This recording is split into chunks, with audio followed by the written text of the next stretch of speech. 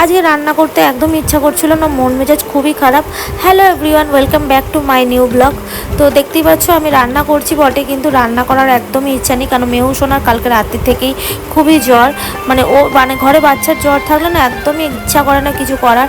তো প্রচণ্ড কান্নাকাটি করছে, সারাক্ষণ কোলে থাকতে চাইছে। আর এদিকে রিকিরও এক্সাম, রিকিকে আমি ছাড়তে যেতে পারিনি।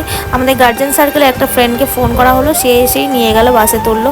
তো আজকে রান্না বান্না করা সত্যি বলতে ইচ্ছা করছে না, তাও খেতে তো হবে। বরমশাই খেতেও আসবে আর রিকিও স্কুল থেকে আসবে, তার জন্য ভাবলাম সোয়াবিন করি। সোয়াবিনটা করেছে, তার মধ্যে দেখো ঝমঝম করে বৃষ্টিটা নেমে পড়েছে। আর এদিকে টেনশন হচ্ছে, রিকি তো আনতে যেতে হবে। এইরকম বৃষ্টিতে আমি মেহুকে কী করে নিয়ে বেরাবো। তো ফাইনালি আমার বরমশাই বললো আমি থেকে যাচ্ছি, রিকিকে আনতে যাচ্ছি। আর এদিকে দেখো রান্নার ভাত নিয়ে বসে পড়েছি আমি। এদিকে রিকির জন্য ডিমের অমলেট করেছি, আর আমি তো ডিম খাই না। সোয়াবিন আলুর তরকারি, পাঁপড় ভাজা আর আলু ভাজা দিয়ে আমি ভাতটা খাবো দুপুরে। তো চলো এখানে ভিডিওটা শেষ করছি, দেখা হচ্ছে নেক্সট ভিডিওতে, টাটা।